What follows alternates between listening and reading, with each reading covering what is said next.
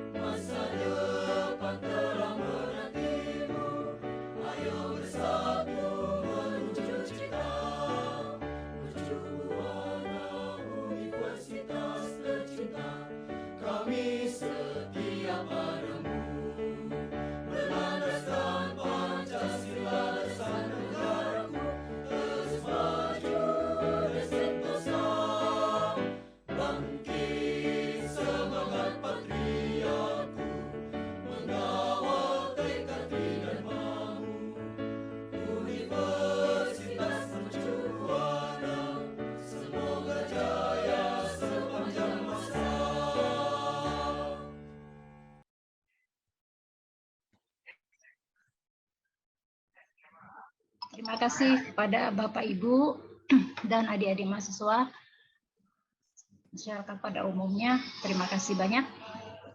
Yang terhormat Profesor Dr.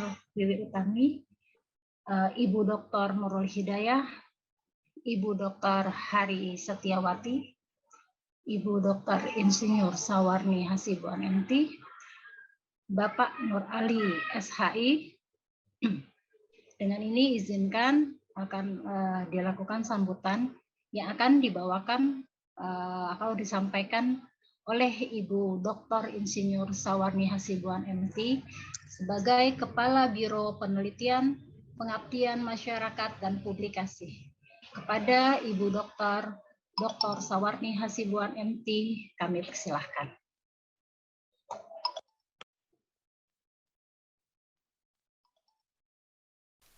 Terima kasih Bu Mariam. Bismillahirrahmanirrahim. Assalamualaikum warahmatullahi wabarakatuh.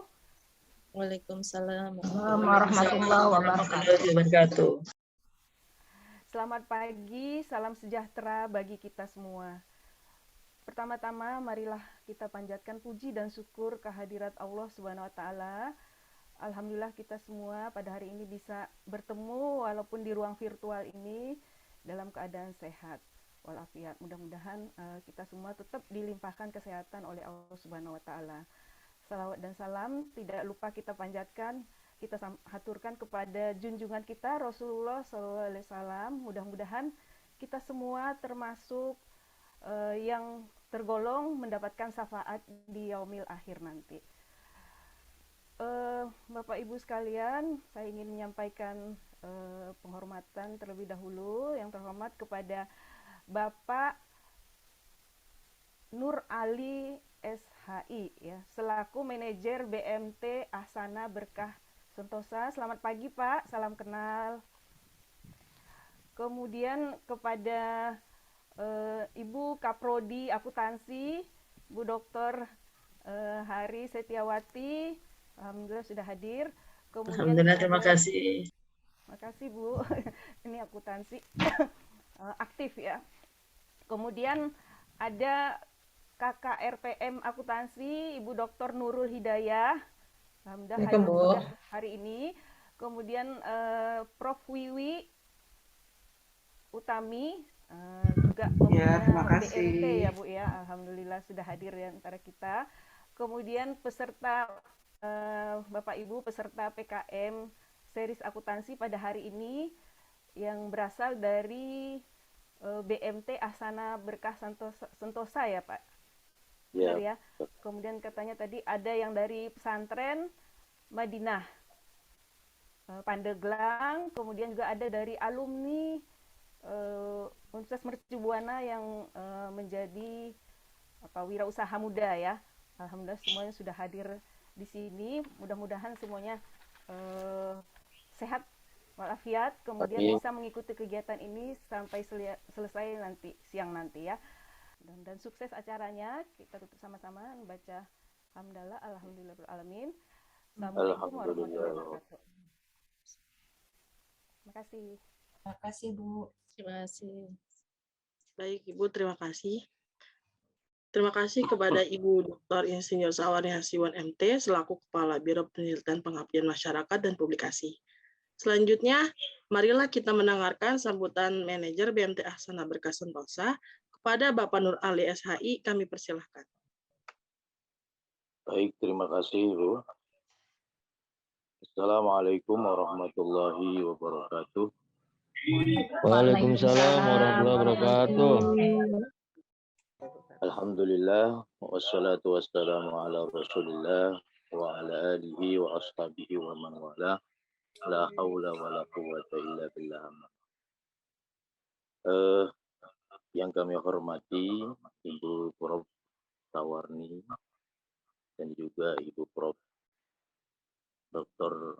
Haja Wiwi Utami sebagai direktur ataupun pimpinan dari BMT Ahsana Berkah Sentosa, dan juga para narasumber dan panitia serta seluruh peserta daripada seminar pada hari ini yang sama dimuliakan Allah Subhanahu wa taala, yang namanya tidak dapat kami sebutkan satu persatu, insya Allah tidak mengurangi rasa hormat dan takdim kami kepada semuanya. Mudah-mudahan berbicara mengenai keuangan di dalam Islam, memang di dalam Al-Quran Allah Subhanahu wa taala sudah mengamanahkan kepada kita semuanya perihal agar kiranya semua transaksi kita didasarkan atas hukum-hukum Allah Subhanahu wa taala. Karena bagaimanapun Islam sangat menghargai hak-hak daripada umat-umatnya, sehingga di dalam bertransaksi harus berdasarkan hukum Allah yang sangat berkeadilan dan tidak ada yang dirugikan. Dan itu saja, kami mohon maaf lebih kurangnya. Terima kasih sekali lagi kami akhiri dengan ucapan Assalamualaikum warahmatullahi wabarakatuh. Baik, terima kasih kepada Bapak Nur Ali SHI selaku manajer BMT Ahsanah Berkah Sentosa. Selanjutnya, marilah kita mendengarkan sambutan dari Ketua Program Studi S1 Akuntansi Universitas Mercu Buana, Ibu Dr. Hari Setiawati, AKMSCCA, sekaligus membuka acara webinar pengabdian masyarakat dengan tema UMKM Unggul dengan Pengelolaan Keuangan berdasarkan Syariah dan Akuntabilitas. Dan dilanjutkan dengan penyerahan sertifikat kepada BMT Ahsanah Berkah Sentosa. Kepada Ibu Dr. Hari Setiawati, AKMSCCA, kami persilahkan. Terima kasih Mbak MC Aulia Kartini Miranti. Baik. Bismillah. Assalamualaikum warahmatullahi wabarakatuh. Waalaikumsalam. Warahmatullahi wabarakatuh. Yang saya hormati Pembina BMT Ahsanah Berkah Sentosa, Ibu Profesor Dr. Bibi Utami, AKMS, DE, CME, SRS, Manajer BMT Ahsanah Berkah Sentosa, Bapak Nur Ali SHI. Kemudian dari dekanat saya tidak melihat, ya tidak ada kan ya. Ibu Kabiro PPM dan P UMB, Ibu Dr. Sawarni Hasibuan, Koordinator KKRPM, Ibu Dr. Nurul Hidayah, KMSICE. Kemudian para peserta UMKM, anggota BMT serta UMKM lainnya bukan anggota BMT, termasuk dari Pondok Pesantren Madinah Al Hijrah tadi. Kemudian ada lagi peserta mahasiswa mungkin. Bapak Ibu tim PPM yang di catatan di saya ada 7 tim ya kalau tidak salah. Di sini saya melihat ada Ibu Sinta yang menghubungi saya, Ibu Afiesi, Ibu Fitri, Ibu Nur Hasanah, Ibu Minanari, Ibu Dina Monalisa dan lain-lain mungkin tidak bisa saya sebut satu persatu. Bapak Ibu lainnya yang hadir di sini, kemudian MC, moderator, kemudian pendik mungkin nggak ada, yang host. Alhamdulillah, puji syukur kita panjatkan kepada Allah Tabaraka wa Ta'ala yang telah melimpahkan rahmat dan keberkahan kepada kita dan memberi nikmat sehat kepada kita semua sehingga dimudahkan hadir dalam acara ini. Alhamdulillah. Salawat dan salam semoga tercurahkan kepada Nabi Muhammad Rasulullah Sallallahu Alaihi Wasallam, manusia terbaik di muka bumi ini, pemimpin terbaik di muka bumi ini. Mari kita awali acara ini dengan membaca doa. Allahumma inni as'aluka ilman nafi'an wa rizqan thayyiban wa amalan mutaqabbala. Ya Allah, sesungguhnya aku mohonkan kepadamu ilmu yang bermanfaat, rizki yang halal, dan amalan yang diterima. Amin. Semoga memberikan manfaat dan semoga peserta setia mengikuti ya, walaupun tadi katanya ada yang masih di jalan dan seterusnya, semoga bisa concern dan fokus mengikuti acara ini. Semoga acara ini berjalan lancar hingga selesai dan bermanfaat bagi peserta. Dengan mengucap basmalah, saya buka webinar ini. Bismillahirrahmanirrahim. Bapak Nur Ali, saya serahkan sertifikat penghargaan kepada BMT Ahsanah Berkah Sentosa. Maaf, yang dalam hal ini diwakili oleh manajer Bapak Nur Ali SHI. Mohon diterima dengan baik, Pak. Ini sertifikat ditandatangani oleh Dekan FEB Dr. Erna Sofiana Himaningsi SEMS. Silakan. Baik. Terima kasih Ibu, kami terima dengan baik dan terima kasih atas penghargaannya. Terima kasih sama-sama. Terima kasih, semoga berkah ya. Sesuai dengan namanya. Amin. Pesan itu baik. Berkah Sentosa itu semua baik-baik semua. Doa alhamdulillah. Sebelum memulai jalannya acara, alangkah baiknya kita membaca doa terlebih dahulu yang dipimpin oleh Bapak Nur Ali SHI. Kepada Bapak Nur Ali SHI, kami persilakan. Baik, Bapak Ibu hadirin hadirat sekalian, mari sama-sama kita berdoa kepada Allah SWT untuk membuka acara pada hari ini dan juga ini sebagai penutupan. Semoga acara ini dapat berjalan dengan baik dan lancar dari awal sampai akhir dan juga memiliki manfaat yang besar untuk kita semuanya. Bismillahirrahmanirrahim. Bismillahirrahmanirrahim. Alhamdulillahirabbil alamin. Hamdan na'imin, hamdan syakirin, hamdan wafi ni'amahu wa yukafi mazidah. Ya Rabbana lakal hamdu wa lakal syukru kama yanbaghi li jalali wajhikal karim wa 'azimi sultanik. Allahumma salli ala sayyidina Muhammad wa ala ali sayyidina Muhammad. Rabbana ighfir lana wa liwalidina warhamhum kama rabbawna shighara.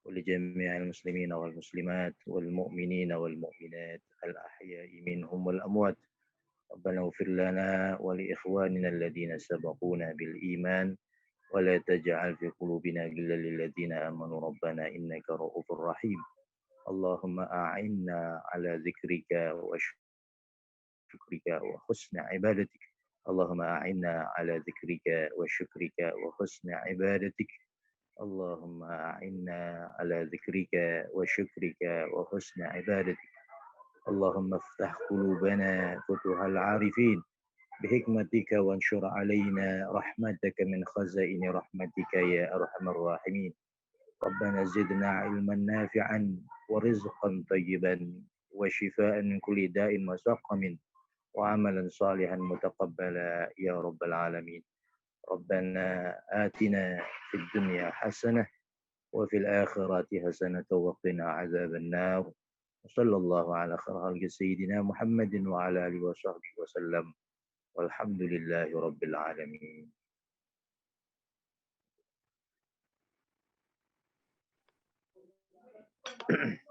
Terima kasih kepada Bapak Nur Ali SHI yang telah memimpin doa. Untuk mempersingkat waktunya, langsung saja kita masuk ke acara inti, yaitu penyampaian materi oleh narasumber di dalam breakout room. Kepada Bapak dan Ibu peserta, panitia akan memindahkan Bapak dan Ibu peserta ke room A dan room B. Silakan Bapak dan Ibu peserta menunggu, dan jika ada tulisan permintaan join breakout room, harap diklik join. Pemateri selanjutnya adalah Ibu Sinta Melzatia, SE MSI. Sebelumnya mungkin saya akan membacakan sedikit CV dari Ibu Sinta Melzatia ya. Ibu Sinta Melzatia ini S1-nya kebetulan juga sama ya, masih di Mercubuana, Universitas Mercubuana. Kemudian dilanjutkan dengan S2 di Universitas Indonesia dan saat ini sedang melanjutkan S3 di University Science Malaysia. Ya.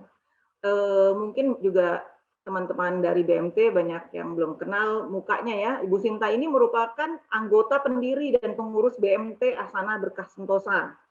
Ya, itu untuk peran serta beliau di BMT. Baik Bapak Ibu, kita langsung mulai saja ke sesi selanjutnya. Untuk Ibu Sinta, kami persilahkan untuk menyajikan materinya. Baik, terima kasih Bu Nur Hasanah. Assalamualaikum warahmatullahi wabarakatuh.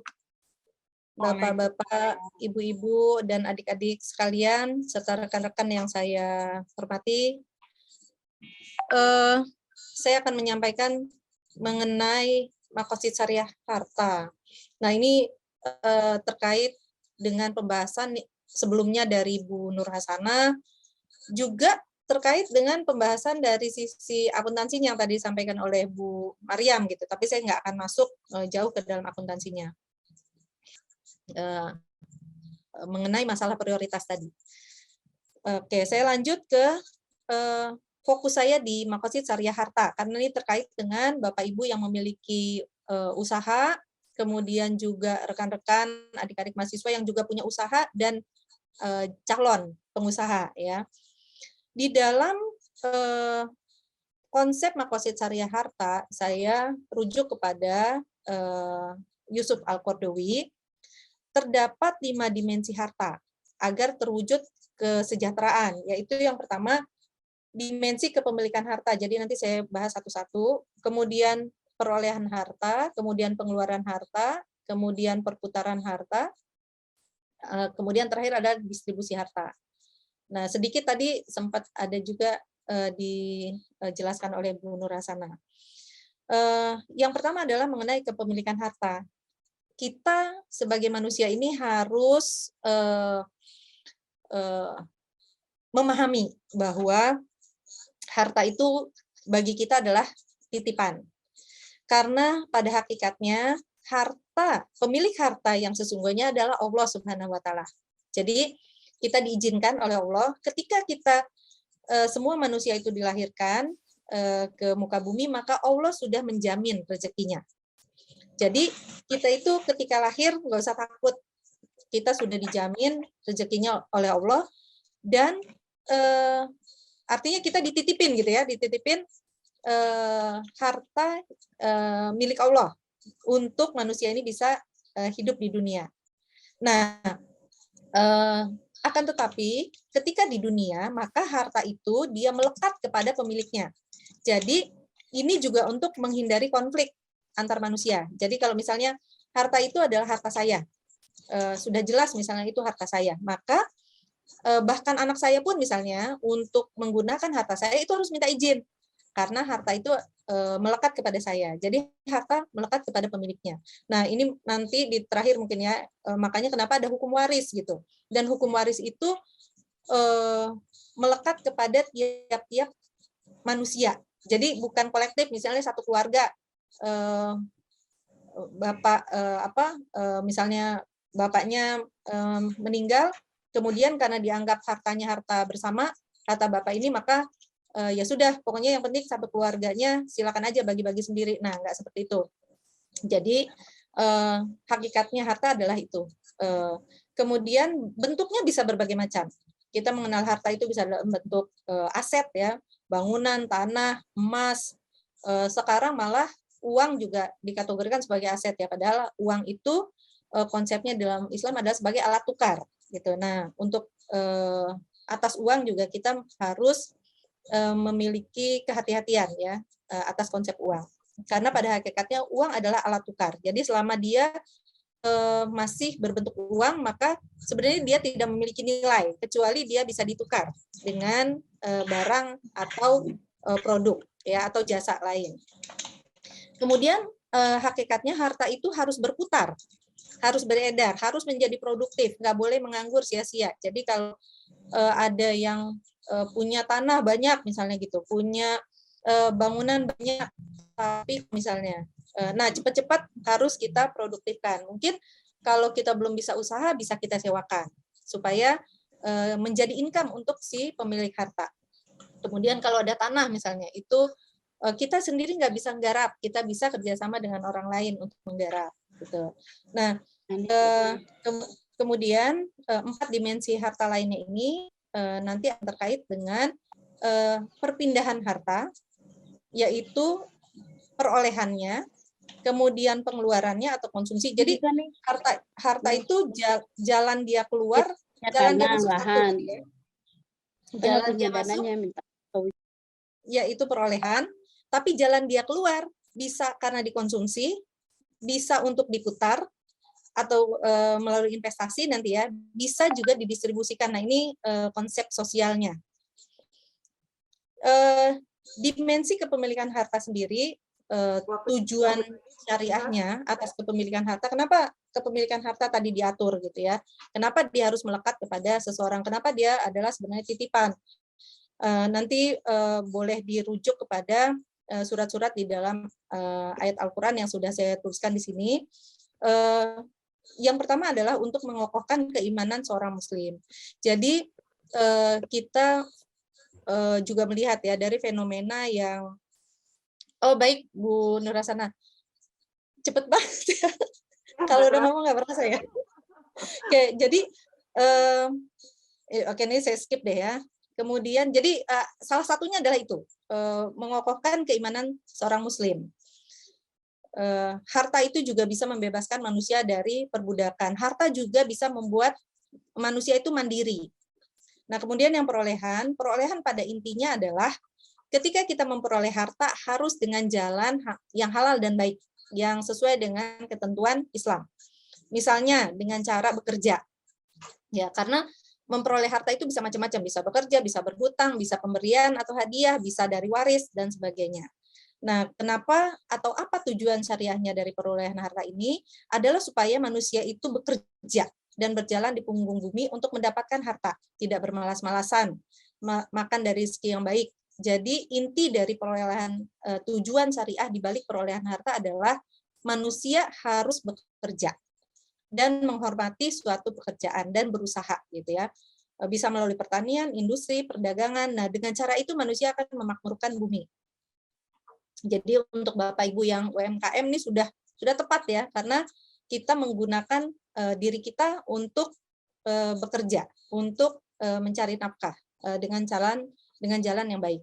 Nah, pengeluaran harta sendiri atau konsumsi ini dibolehkan untuk menunjang kehidupan pemiliknya dalam batasan yang halal dan baik, dalam jumlah dan kualitas yang cukup dan tidak berlebihan. Jadi kalaupun yang tadi Ramadan misalnya mau belanja, oh karena ini bulan puasa beda dari bulan yang lain, makanya kita makannya harus lebih enak.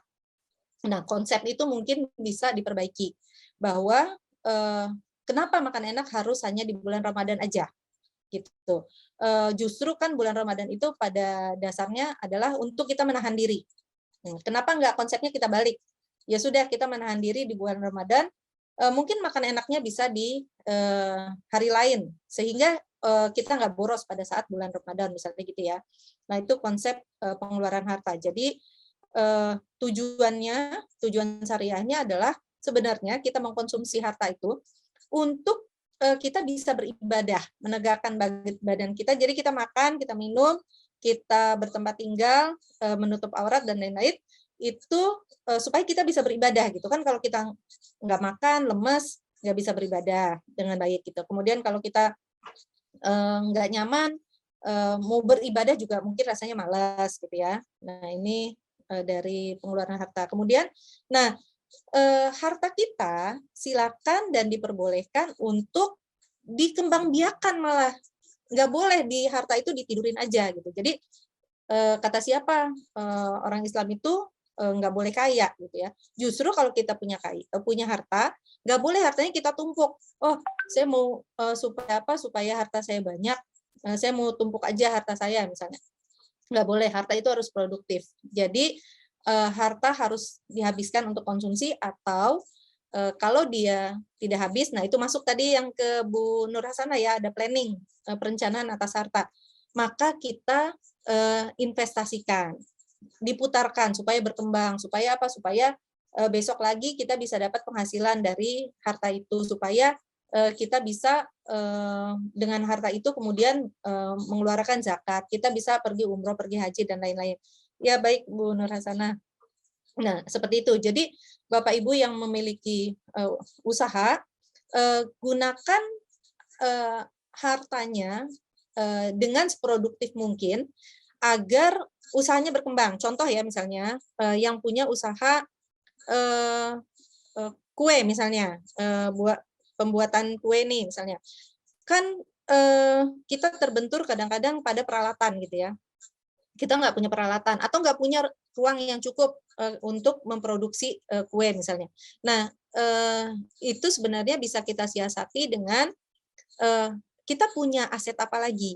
Kalau misalnya aset kita cuma satu-satunya bangunan itu bisa di ruangan mana yang belum produktif gitu. Jadi ruangan mana sih yang belum produktif, mungkin bisa kita pakai. Oh ternyata tuh ada ruangan gudang gitu ya. Ternyata selama bertahun-tahun kita menumpuk barang bekas yang sebenarnya itu bisa dikeluarkan atau bisa dimanfaatkan.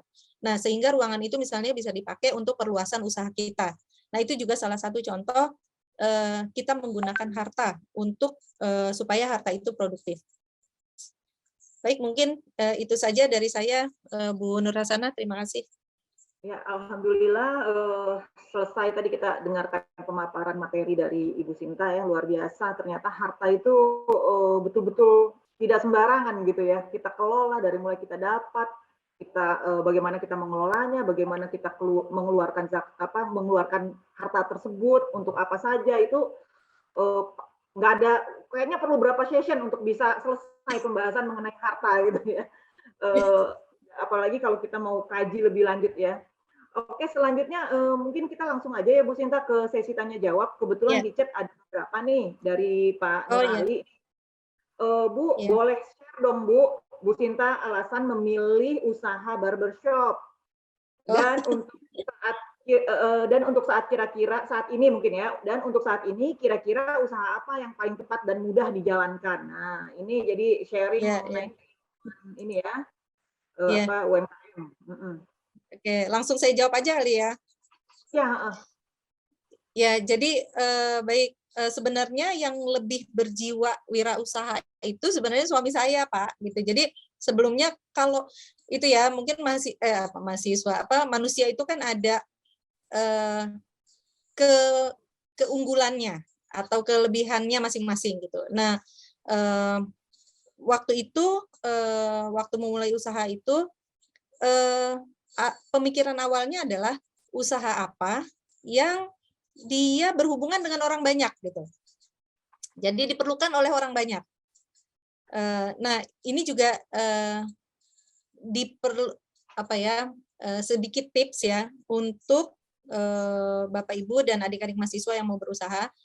Ternyata ketika kita mau usaha itu bisa juga loh kita itu melakukan sedikit riset kecil-kecilan. Nah, kalau di kita di Indonesia itu belum umum gitu ya. Jadi kalau mau usaha itu kita ngelihat lagi yang ramai sekarang apa sih gitu. Misalnya usaha donat lagi rame, terus kita ikut buka. Kemarin tuh yang terakhir kroffel lagi rame, terus ikut-ikutan. Jadi yang pertama duluan mungkin dia bisa dapat untung lebih banyak gitu ya, karena mulai duluan nih, orang lain belum ada, dia udah jualan. Tapi begitu ada yang kedua, ketiga, dan seterusnya, bisa jadi untung dia mulai berkurang gitu ya, karena kan sudah banyak pesaingnya.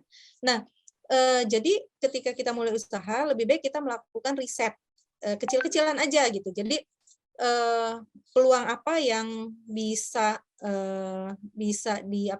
kita masuki gitu. Jadi nggak mesti juga suatu usaha itu yang rumit. Jadi kalau batasan kita lihat dari meniru lah ya kepada Rasulullah SAW dan melihat gaya hidupnya sahabat, misalnya kemudian ulama-ulama, orang-orang terdahulu lah ya. Kalau kita melihat Rasulullah aja, Rasulullah itu sangat kaya raya ya ketika menikahi Ibunda Khadijah, itu maharnya itu kan sampai ratusan onta gitu. Nah, kalau dirupiahkan sekarang berarti kan miliar ukurannya. Belum lagi sahabat seperti Abdurrahman bin Auf, kemudian Utsman bin Affan, semuanya orang-orang kaya gitu ya. Jadi kalau untuk batasan sepertinya sepanjang kita berusaha kemudian Allah menitipkan, saya rasa sih mungkin seperti itu ya. Karena rezeki itu kan Allah yang memberikan gitu, bukan kita yang meminta. Kita itu hanya melakukan tugas kita untuk tadi memenuhi dalam rangka ibadah gitu. Jadi kita harus bekerja dalam rangka ibadah gitu. Nah, ketika kita menjadi kaya gitu, kemudian kita lupa kepada hakikat harta tadi, bahwa harta adalah titipan. Nah, itu mungkin itu batasannya kali ya. Batasannya bahwa kalau nggak kita jadi diperbudak sama dunia gitu. Wah, harta saya mungkin kalau apalagi mahasiswa misalnya ya, sekarang uangnya terbatas nih. Ketika sudah punya uang kerja nanti, wah dapat gaji misalnya. Berapa ya sekarang, mungkin 4 juta misalnya gitu ya. Wah, kan udah senang banget ya. Dari kita nggak punya penghasilan, tiba-tiba kita punya uang misalnya 4 juta. Kemudian kita ingin lebih lagi kan. Wah, saya ingin gaji saya naik nih menjadi 10 juta misalnya. Udah dapat 10 juta, pengen lagi nih menjadi 20 juta gajinya dan seterusnya gitu. Tapi kita misalnya melupakan bahwa hakikat harta tadi. Nah, mungkin itu yang kita sudah harus ngasih warning untuk diri kita sendiri gitu. Ya, terima kasih banyak atas penjelasan, paparan, dan menjawab pertanyaan-pertanyaan dari peserta ya, Ibu Sinta ya. Alhamdulillah sesinya. Oke, terima kasih Bu Sinta. Tidak terasa ya Bapak dan Ibu peserta, tibalah kita di penghujung acara pada hari ini. Mohon diingatkan kembali, Bapak dan Ibu peserta jangan lupa untuk mengisi link absensi dan kuesioner yang telah diberikan oleh panitia di kolom chat. Demikianlah acara webinar pengabdian masyarakat dengan tema UMKM Unggul dengan pengelolaan keuangan berdasarkan syariah dan akuntabilitas. Terima kasih atas kehadiran dan partisipasinya. Saya, Aulia Kartini Miranti, selaku MC dalam webinar pengabdian masyarakat pada hari ini, pamit undur diri. Mohon maaf bila ada kata-kata yang kurang berkenan di hati Bapak dan Ibu peserta, dan kita tutup dengan mengucapkan Alhamdulillahirrabbilalamin. Sekian dan terima kasih. Wabillahi taufiq wal hidayah. Wassalamualaikum warahmatullahi wabarakatuh.